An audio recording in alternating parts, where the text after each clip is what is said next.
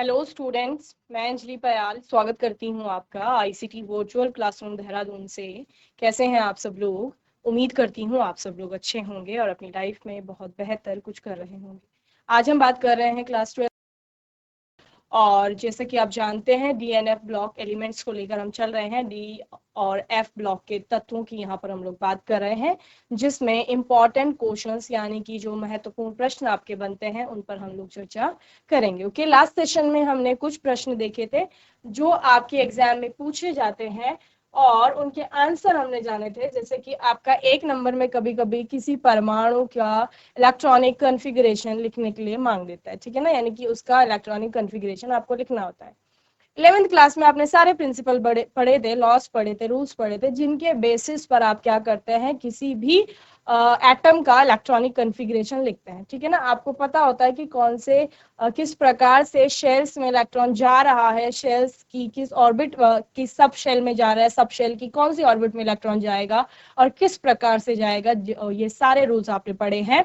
इसी बेसिस पर यहाँ पर कुछ एटम के आपको आयंस दिए गए हैं, यानी कि उन्होंने इलेक्ट्रॉनों का दान किया है और उसके बाद धनायन बना रहे हैं, तो किस प्रकार से उनका इलेक्ट्रॉनिक कॉन्फ़िगरेशन आपका लिखा जाएगा। सबसे पहली बात कि परमाणु का क्रमांक आपको याद होता है, ठीक है ना। किसी भी परमाणु का जो क्रमांक होता है वो उसमें उपस्थित प्रोटॉनों की संख्या में बताता है, ठीक है ना। और उदासीन अवस्था में आप बोलते हैं प्रोटॉनों की संख्या बराबर होता है इलेक्ट्रॉनों की संख्या। क्यों? क्योंकि हमें इलेक्ट्रॉनों की संख्या से ही इलेक्ट्रॉनिक कॉन्फ़िगरेशन अपना बनाना है। ओके, देन यहाँ पर उदासीन अवस्था के बाद जब आवेशित परमाणु हो जाता है, यानी कि उसने धनायन बनाया है, इसका मतलब उसने इलेक्ट्रॉन बाहर निकाले होंगे अपने, ठीक है ना। तो यहाँ पर जितना आपका एटॉमिक नंबर उसका या जितने इलेक्ट्रॉनों की संख्या उसमें उदासीन अवस्था में थी, उसमें से आप उतने इलेक्ट्रॉन माइनस कर देते हैं जितना उस पर पॉजिटिव चार्ज आप दिखा रहे हैं, ठीक है ना। तो इस क्वेश्चन में आपके सारे ये धनायन ही थे। जैसे क्रोमियम का आपका 3 पॉजिटिव यहाँ पर था, इसका मतलब क्रोमियम में 3 इलेक्ट्रॉन बाहर निकाले। ओके,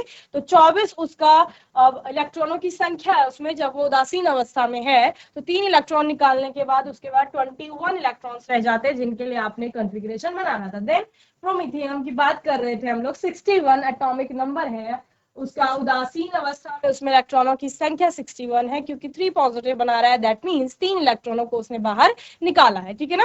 3 इलेक्ट्रॉन को बाहर निकालने के बाद 58 उसके पास इलेक्ट्रॉन है जिनके लिए इलेक्ट्रॉनिक कॉन्फ़िगरेशन लिखा जाना था। Cu पॉजिटिव का मतलब है कॉपर ने 1 इलेक्ट्रॉन का दान यहाँ पर किया है, तो चूंकि कॉपर का 29 यहाँ पर इलेक्ट्रॉनों की संख्या है उसमें उदासीन अवस्था में, तो 1 इलेक्ट्रॉन का दान करने पर उसके पास रह जाते हैं 28 इलेक्ट्रॉन। तो 28 इलेक्ट्रॉन्स के लिए यहाँ पर क्या किया जाएगा, इलेक्ट्रॉनिक कॉन्फ़िगरेशन लिखा जाएगा। देन सीरियम की बात करते हैं जिसके पास 58 इलेक्ट्रॉन्स है उदासीन अवस्था में, और यहाँ पर 4 पॉजिटिव का मतलब है कि उसने 4 इलेक्ट्रॉन अपने डोनेट कर दिए हैं और उसके बाद उसके पास 54 इलेक्ट्रॉन्स रह जाते हैं, तो उनके लिए इलेक्ट्रॉनिक कॉन्फ़िगरेशन लिखा जाना था। इन सभी का इलेक्ट्रॉनिक कॉन्फ़िगरेशन कुछ इस प्रकार से था जो हमने लास्ट सेशन में देखा था, ठीक है ना। इसके बाद फिफ्थ आपका कोबाल्ट। कोबाल्ट में आपका 27 इलेक्ट्रॉन्स है उदासीन अवस्था में, और जब वो बनाता है CO2 पॉजिटिव यानी कोबाल्ट पर 2 धनावेश आ गए हैं, यानी इसका मतलब है उसने 2 इलेक्ट्रॉनों का दान किया है, तो 2 इलेक्ट्रॉनों का दान करने के बाद उसके पास रह जाते हैं 25 इलेक्ट्रॉन, और उन 25 इलेक्ट्रॉनों के लिए आप इलेक्ट्रॉनिक कॉन्फ़िगरेशन यानी इलेक्ट्रॉनिक विन्यास लिखेंगे। ओके, देन ल्यूटीशियम की बात करेंगे जिसमें 69 आपके इलेक्ट्रॉन होंगे जब ल्यूटीशियम 2 पॉजिटिव बनेगा, यानी कि 71 इलेक्ट्रॉन्स उसके पास थे जब वो उदासीन अवस्था में था, और 2 इलेक्ट्रॉनों का दान करने के बाद वो बनाता है Lu2 पॉजिटिव। ओके, उसके लिए इलेक्ट्रॉनिक विन्यास लिखा जाना था। मैग्नीज की बात करते हैं। मैग्नीज जहां पर उसका 25 आपका इलेक्ट्रॉनिक इलेक्ट्रॉनिक कॉन्फ़िगरेशन आप मैग्नीज के एक उदासीन एटम के लिए बना सकते हैं। इसके बाद जब वो आपका क्या बना रहा है, Mn2 पॉजिटिव बना रहा है, यानी 2 इलेक्ट्रॉनों का दान कर रहा है, तो उसके पास रह जाते हैं 23 इलेक्ट्रॉन जिनके लिए इलेक्ट्रॉनिक कॉन्फ़िगरेशन लिखा जाना है। और नेक्स्ट है आपका थोरियम जिसका 90 आपका एटॉमिक नंबर है, इलेक्ट्रॉनों की संख्या उसमें 90 है, और 4 इलेक्ट्रॉनों का दान करने के बाद वो बनाता है 4 पॉजिटिव आयन और 86 इलेक्ट्रॉन उसमें है जिनके लिए इलेक्ट्रॉनिक कॉन्फ़िगरेशन लिखा गया है, ठीक है ना। तो ये सारे हमने यहाँ पर कुछ एटम्स के आवेशित परमाणु की बात की, यानी कि उनके आयंस की बात की है हमने, और उनके लिए इलेक्ट्रॉनिक कॉन्फ़िगरेशन कुछ इस प्रकार से था। ऐसा ही आपका कोई भी अगर क्वेश्चन आता है तो आप लोग कर ले जाएंगे, ठीक है ना। देन क्वेश्चन था आपका what is lanthanoid contraction, what are the consequences of lanthanoid contraction. Lanthanoid contraction होता क्या है और कॉन्सिक्वेंसेस क्या है उसके, यानी प्रभाव क्या है, ठीक है। चलिए, लेंथेनॉइड कॉन्ट्रैक्शन की हम यहाँ पर बात कर रहे हैं। लेंथेनॉइड कॉन्ट्रैक्शन आपका क्या होता है, देखो पहली चीज नाम से ही कुछ चीजें हमारी क्लियर हो जाती है। कॉन्ट्रैक्शन का मतलब क्या, कॉन्ट्रैक्ट होना, यानी संकुचन, जिसे आप हिंदी में बोलते हैं संकुचित होना। तो क्या हो रहा होगा, संकुचित आकार संकुचित हो रहा होगा, और कौन सा आकार, परमाणु का आकार या फिर आयन का आकार। तो लेंथेनॉइड कॉन्ट्रैक्शन यानी लेंथेनॉइड श्रेणी के जितने भी तत्व आपके आते हैं उनमें आपको एक संकुचन देखने को मिलेगा, यानी परमाणु के क्रमांक के बढ़ने के साथ साथ परमाणु के क्रमांक में वृद्धि हो रही है। जहां पर आप पढ़ते हैं परमाणु के क्रमांक में वृद्धि हो रही है, लेकिन सेम आवर्त में चलने पर आपका कोश जो होती है वो समान होती है, लेकिन उसमें इलेक्ट्रॉनों की संख्या आपकी बढ़ जाती है, ठीक है ना। लेंथेनॉइड कॉन्ट्रैक्शन में कुछ इसी प्रकार का आपको देखने को मिलता है कि यहां पर लेंथेनॉइड श्रेणी में परमाणु क्रमांक बढ़ने के साथ साथ उसके आकार में, परमाणु के आकार में या आयन का जो आकार है वो छोटा होता जाता है। इसी को लेंथेनॉइड कॉन्ट्रैक्शन कहा जाता है, ठीक है ना। अब इसके प्रभाव क्या है, इसके प्रभाव के कारण इसके जो हाइड्रोक्साइड बनते हैं वो क्या कैसे हो जाते हैं, उनकी क्षारकता में आपको भिन्नता देखने को मिलती है। इसके अतिरिक्त द्वितीय और तृतीय संक्रमण श्रेणी के तत्वों की बात करते हैं तो समानताएं वहां पर देखने को मिलती है। तो ये इसके कुछ प्रभाव है, ठीक है ना। सो on moving along the lengthenoid series the atomic number gradually increases by 1, ठीक है ना। क्यों, क्योंकि आवर्त सारणी में आवर्त युग में आप अगर चल रहे हैं लेफ्ट टू राइट हम लोग चलते हैं तो एक के बाद जो दूसरा एटम आएगा या एक के बाद दूसरा एलिमेंट आएगा तो उनमें आपका एक का ही अंतर देखने को मिलता है एटॉमिक नंबर में, यानी जो पहले के बाद दूसरा आपका, ठीक है ना, तत्व आएगा उसका एक प्रोटॉन उसमें ज्यादा होगा और एक इलेक्ट्रॉन ज्यादा होगा। यही आप करते हैं तो उसी की बात कर रहे हैं। With the increase in atomic number the number of proton and electrons present in the atom also increases by 1। यही मैंने आपको बताया।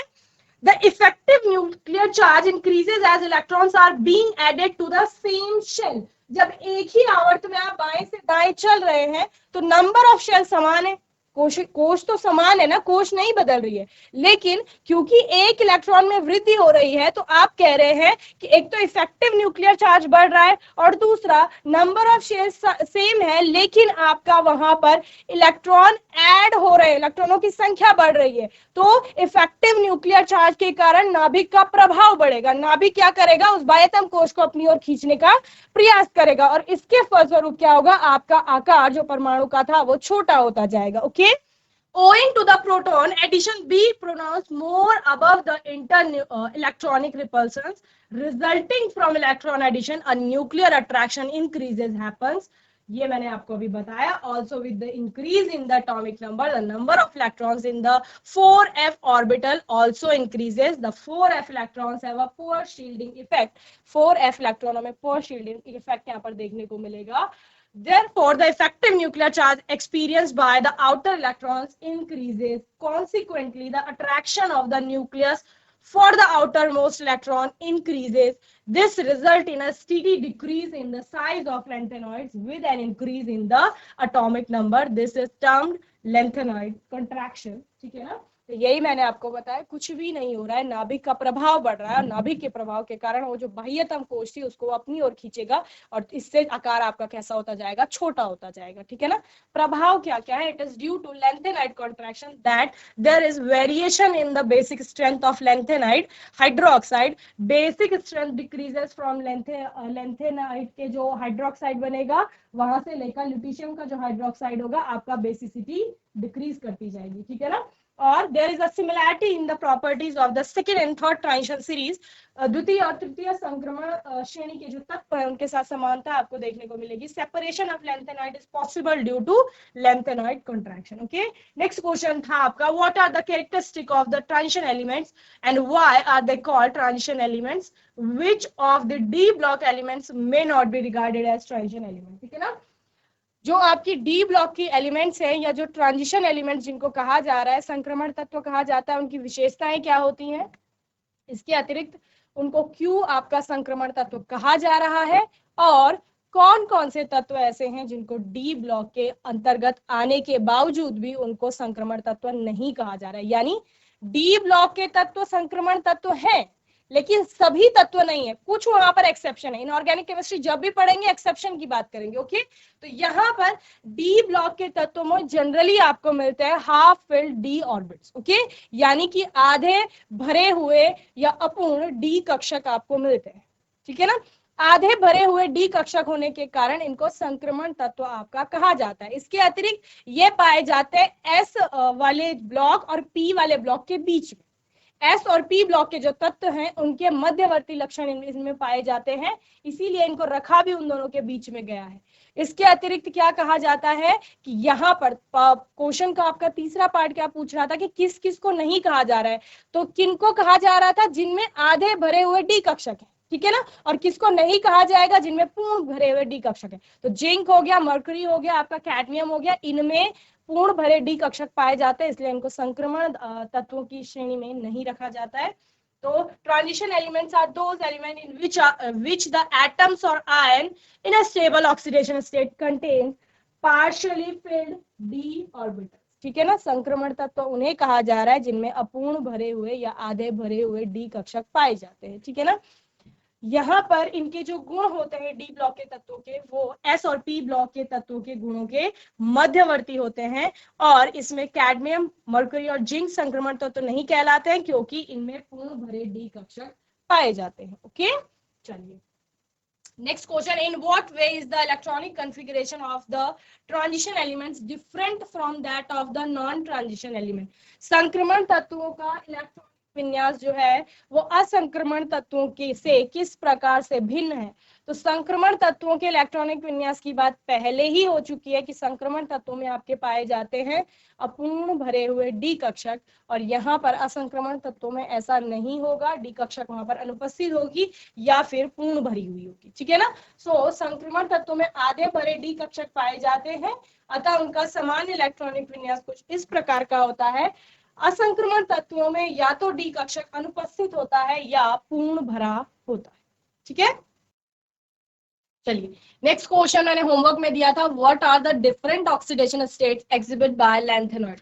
लैंथेनॉइड में आपको जनरली जो है +3 ऑक्सीडेशन स्टेट यहाँ पर देखने को मिलती है।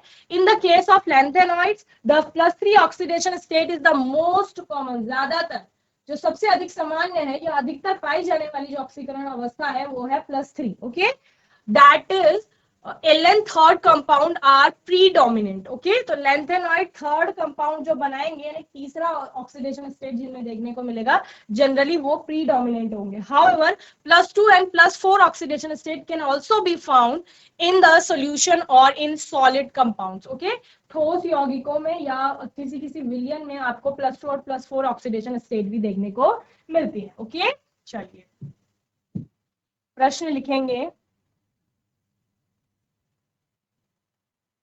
लेंथेनॉइड होमवर्क में दिया था मैंने ये प्रश्न आपको, आपने किया होगा। लेंथेनॉइड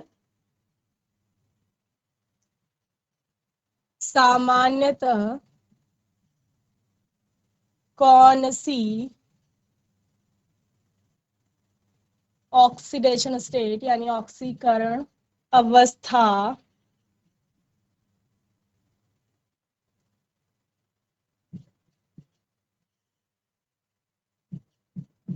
प्रदर्शित करते हैं। ठीक है, आंसर में लिखेंगे आप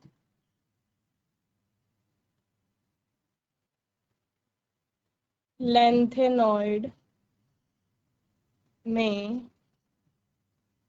सामान्य स्थायी ऑक्सीकरण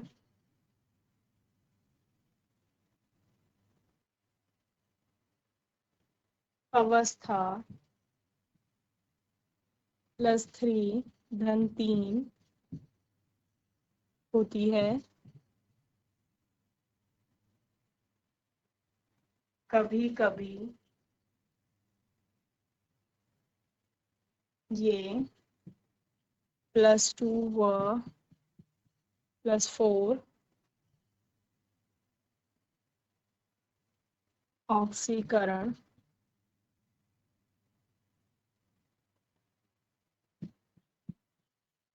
अवस्था भी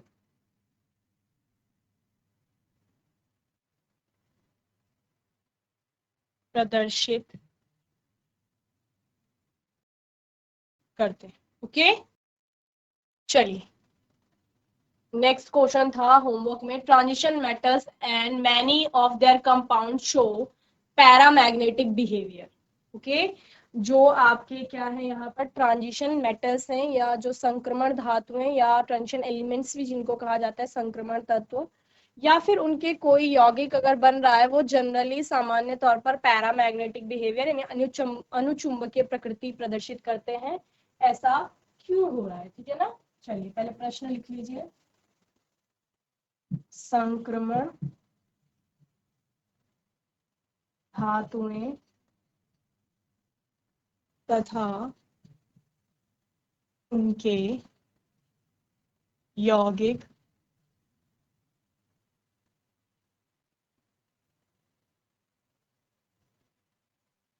सामान्यतः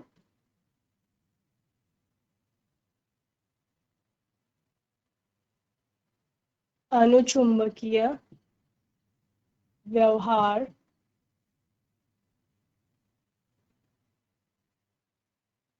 दिखाते हैं या प्रदर्शित करते हैं। ऐसा क्यों होता है? ठीक है ना, रीजन देना है आपको, गिविंग रीजन। रीजन क्या है? मोस्ट ऑफ द थिंग का एक ही रीजन है कि उसमें अनपेयर्ड ऑफ इलेक्ट्रॉन्स पाए जा रहे हैं। ठीक है ना, डी कक्षक जो थे वो आधे भरे थे, इसलिए उनको संक्रमण धातुएं कहा जा रहा है। आधे भरे का मतलब क्या है? अनपेयर्ड ऑफ इलेक्ट्रॉन होंगे। जहां पर भी आपको अयुग्मित इलेक्ट्रॉन देखने को मिलेंगे, वहां पर आप बात करते हैं अनुचुंबकीय व्यवहार की।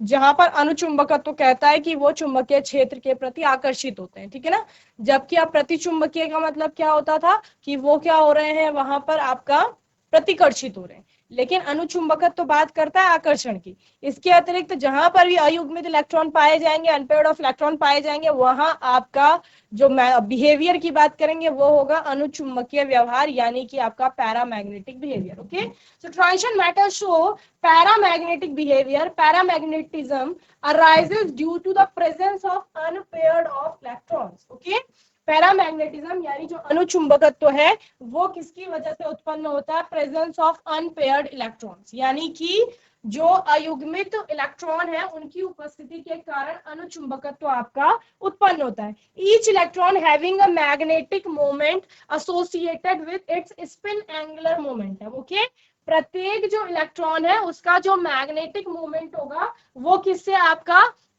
एसोसिएट करेगा? उसके स्पिन एंगुलर मोमेंट से करेगा। Okay, and orbital angular momentum. Okay, और किससे करेगा? जो उसका ऑर्बिटल एंगुलर मोमेंटम होगा उससे भी वो एसोसिएट करेगा। However, in the first transition series, the orbital angular momentum is quenched. Therefore, the resulting paramagnetism is only because of the unpaired electrons. Okay?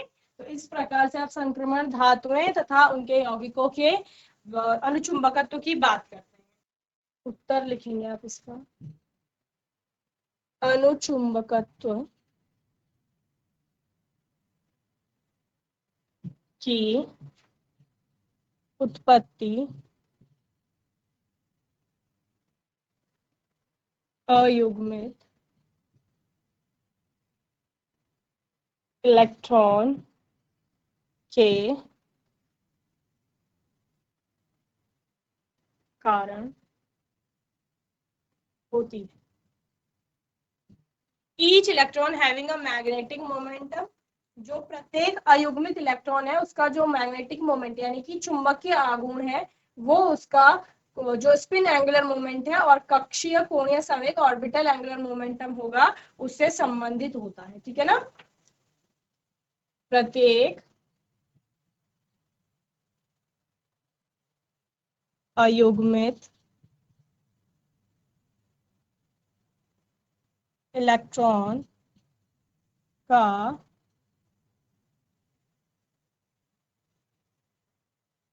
चुंबकीय आघूर्ण उसके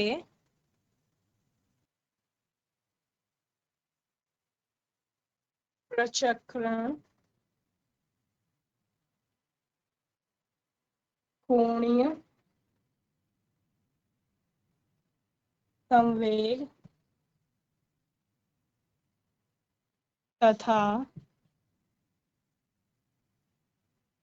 कक्षीय कोणीय संवेग से संबंधित होता है। ठीक है। और क्या बताया गया है आपका, however in the first transition series the orbital angular momentum is quenched, therefore the resulting paramagnetism is only because of the unpaired electron। ठीक है ना। तो ये भी आप लिख सकते हैं कि प्रथम संक्रमण श्रेणी की धातुओं के यौगिकों में कक्षीय कोणीय संवेग का योगदान प्रभावी रूप से शमित हो जाता है।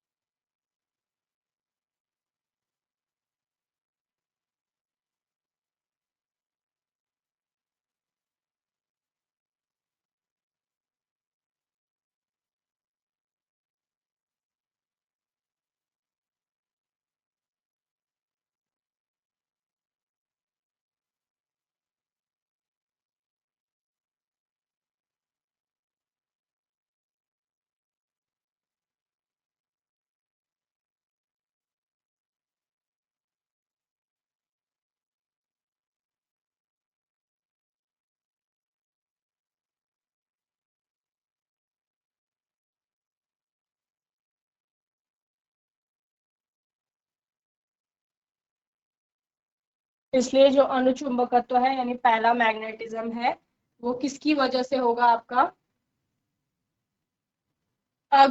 जो अयुग्मित इलेक्ट्रॉन है उनकी संख्या क्या है।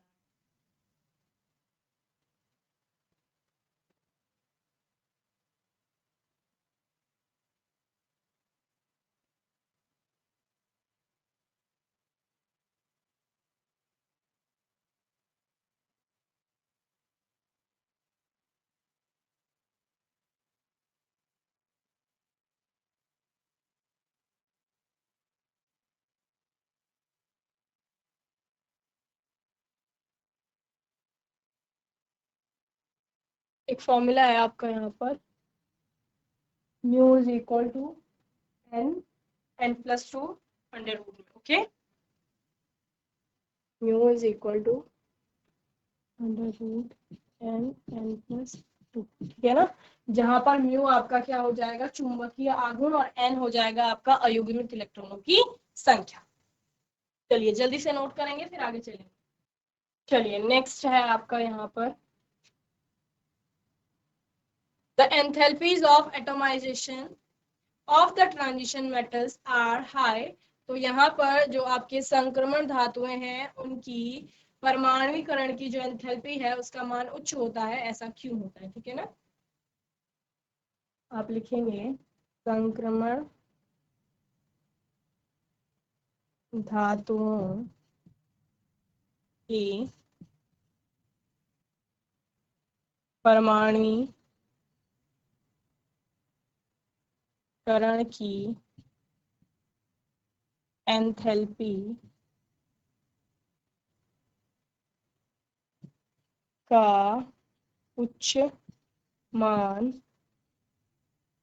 होता है। ठीक है, रीजन बताना, एक्सप्लेन करना है कि ऐसा क्यों हो रहा है। तो यहाँ पर ऐसा इसलिए हो रहा है, जो पॉइंट मैंने आपको सबसे पहले बताया था, प्रभावी नाभिकीय आवेश बढ़ रहा है, संयोजी कोश में इलेक्ट्रॉनों की संख्या बढ़ रही है, दैट मीन संयोजी इलेक्ट्रॉनों की संख्या बढ़ रही है, नाभिक और उसके बीच में स्ट्रॉन्ग अट्रैक्शन एक हो रहा है, धात्विक बंध बन रहा है, तो इसलिए इनकी जो परमाणुकरण की एंथैल्पी होती है उसका मान उच्च हो जाता है। ठीक है ना। So transition elements have a highly effective nuclear charge, उनके पास क्या है, एक प्रभावी नाभिकीय आवेश है, and a large number of valence electron, और क्या है, संयोजी इलेक्ट्रॉन है बड़ी संख्या में। Okay, therefore they form very strong metallic bonds, और उसके बाद वो क्या बनाते हैं, प्रबल धात्विक बंध बनाते हैं। as a result the enthalpy of atomization of transition metals is high, जिसका परिणाम क्या होता है कि परमाणुकरण की जो एंथैल्पी है उसका मान उच्च हो जाता है। ठीक है ना, यानी कि उस बॉन्ड को तोड़ने के लिए बहुत ज्यादा एनर्जी वहां पर देनी पड़ेगी। ओके, तो आप लिखेंगे संक्रमण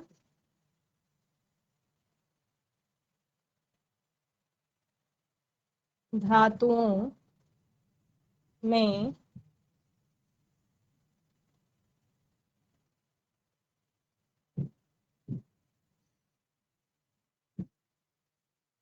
उच्च प्रभावी नाभिकीय आवेश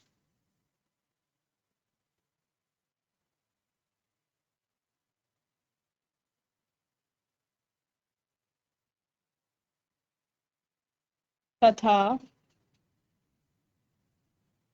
संयोजी इलेक्ट्रॉनों की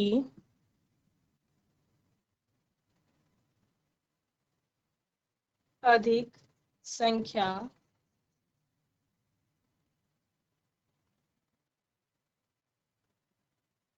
पाई जाती है, जिसके कारण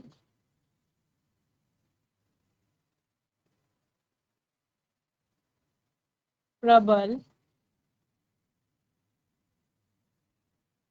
धात्विक बंध बनते हैं,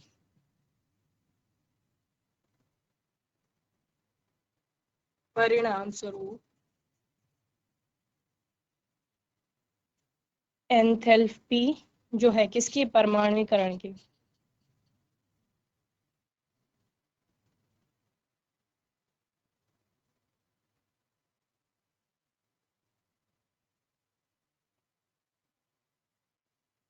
उच्च होती है। ठीक है, आप लोग ऐसे लिखेंगे, परिणाम स्वरूप परमाणुकरण की एंथैल्पी उच्च होती है। ठीक है ना। चलिए नेक्स्ट है द ट्रांजिशन मेटिफॉर्म कलर्ड कॉम्प्लेक्सेस, और जो आपके ट्रांजिशन मेटल्स होती हैं यानी संक्रमण धातुएं होती हैं, वो सामान्य तौर पर आपकी क्या कैसे बताते हैं, रंगीन यौगिक बनाते हैं। ऐसा क्यों होता है, तो ये भी उन्हीं डी ऑर्बिटल्स के कारण हो रहा है। ठीक है ना। So most of the complexes of transition metals are coloured, this is because of the absorption of radiation from the visible light region to promote an electron from one of the d orbitals to another। ठीक है ना, यहाँ पर क्या होता है, वहां पर डी ऑर्बिटल में ना एब्जॉर्प्शन या अब्जॉर्प्शन आप कभी पढ़ते हैं तो वो होता है इलेक्ट्रॉनों का, तो उसकी वजह से क्या हो रहा है, वो रेडिएशन को अब्सॉर्ब करेगा, जिससे कि आपको colored complexes दिखाई देंगे। In the presence of ligands, the d orbitals split up into two sets of orbitals having different energies। दो अलग अलग सेट बनेंगे एनर्जीज के, therefore the transition of electrons can take place from one set to the another। ठीक है, क्या होगा, transition होगा इलेक्ट्रॉन का एक सेट से दूसरे सेट में, and region of radiation, the energy required for these transition is quite small and falls in the visible region of radiation। The ions of transition metals absorb the radiation of a particular wavelength and the rest is reflected, imparting color to the solution। The ions of transition metal के जो ions होंगे वो क्या होंगे, absorb होंगे किसी particular wavelength के, और बाकी क्या हो जाएंगे, reflect हो जाएंगे। इसी वजह से क्या बन रहा है, तो आपके कलर, यानी क्या समझ में आया, यहाँ कोई इलेक्ट्रॉन होगा, ठीक है ना, और वो इलेक्ट्रॉन क्या कर रहा है, उस जो विजिबल रीजन की बात कर रहे हैं ना, दृश्य प्रकाश की एनर्जी को एब्जॉर्ब कर रहा है, ठीक है ना, ऊर्जा को पा करके क्या जाएगा, एक्साइटेड स्टेट में जाएगा। तो आपका यहाँ से इलेक्ट्रॉन यहाँ जाएगा। तो जब इलेक्ट्रॉन आपका एक स्टेट से दूसरी स्टेट में जा रहा है, ठीक है ना, तो वहां पर डी ट्रांजिशन आपको देखने को मिलेगा, जिसके पश्चात आपका क्या होगा, इलेक्ट्रॉन का ट्रांजिशन के कारण, क्योंकि पर्टिकुलर वेवलेंथ की आपकी यहाँ पर रेडिएशन को वो क्या कर रहा है, एब्जॉर्ब करेगा और बाकी को रिफ्लेक्ट कर देगा। इसकी वजह से सोल्यूशन क्या करेगा, आपका कलर दिखाएगा। ओके, चलिए ये आपने पढ़ रखा है पहले भी चैप्टर में। नेक्स्ट है आपका transition metals and there many compounds act as a good catalyst. जो आपकी संक्रमण धातुएं होती हैं वो, और उनके बहुत सारे जो यौगिक बनते हैं वो as a good catalyst use होते हैं, यानी अच्छे उत्प्रेरक की तरह काम में लाए जाते हैं। तो ऐसा क्यों होता है आपका, so the catalytic activity of the transition elements can be explained by two basic factor. जो उत्प्रेरकीय प्रभाव है उनका, या उत्प्रेरकीय कार्य जो उनके होते हैं, उनको दो तरह से हम लोग एक्सप्लेन कर सकते हैं। पहला है आपका, जैसी बांध दिया, आवाज आ रही है, हैंड रेस करना, माइक ले लीजिए। Good afternoon ma'am. Ankita Prajapati ma'am, 12th class, DNF block के तत्व अनुचुंबकीय। अंकिता ने हमें बताया अनुचुंबकीय प्रभाव प्रदर्शित करते हैं। उसी में हमारा जो प्रश्न चल रहा था वो ये था कि गुड कैटलिस्ट आपके होते हैं, तो ऐसा क्यों होता है। तो पहला था आपका, transition metals provide a suitable surface for the reaction to occur. Transition metal आपका क्षेत्रफल बढ़ा देते हैं, जिससे कि क्या होगा, उसमें अभिकारक आकर के जुड़ सके, ठीक है। Be owing to their ability to show variable oxidation states and form complexes, transition metals form unstable intermediate compounds, thus they provide a new path with lower activation energy, EH से जिसे हम दिखाते हैं फॉर द रिएक्शन, ठीक है ना। और second क्या है, एक तो क्षेत्रफल अच्छा मिल रहा है जिस पर आपका जो रिएक्टेंट है वो आकर के जुड़ सके उस उत्प्रेरक पे, और फिर आपका आगे को अभिक्रिया प्रोसीड कर सके। और दूसरा क्या हो रहा है आपका यहाँ पर, कि जो भी आपका ट्रांजिशन मेटल्स होती हैं वो क्या कर रही हैं, वो एक एबिलिटी दे रही है, क्योंकि उनके पास एबिलिटी क्या होती है, अलग अलग ऑक्सीडेशन स्टेट को शो करने की। तो उस केस में आपका यहाँ पर क्या हो जाएगा बच्चे, कि एक्टिवेशन एनर्जी लो हो जाएगी। तो लो एक्टिवेशन एनर्जी के कारण आपका जल्दी से उत्पाद बन जाएगा। तो इस तरह से ये गुड कैटलिस्ट की तरह बिहेव करते हैं। ओके, तो आज के सेशन में कुछ और प्रश्नों पर हमने बात की DNF ब्लॉक के। आने वाले सेशन में हम कुछ और चैप्टर के कुछ और प्रश्नों पर बात करेंगे। बाकी आपके कोई डाउट होंगे, क्वेश्चन होंगे तो सेशन में आप लोग पूछ लेंगे। आज के सेशन में GIC बांदे से अंकिता ने बहुत अच्छे से आंसर किया, सभी बच्चों ने बहुत अच्छे से रिस्पांस किया, GIC नारायण बगड़ ने भी अच्छे से रिस्पांस किया। इसी तरह से पढ़ाई को करते रहिए, और तब तक के लिए ICT वर्चुअल क्लासरूम से जुड़ने के लिए धन्यवाद।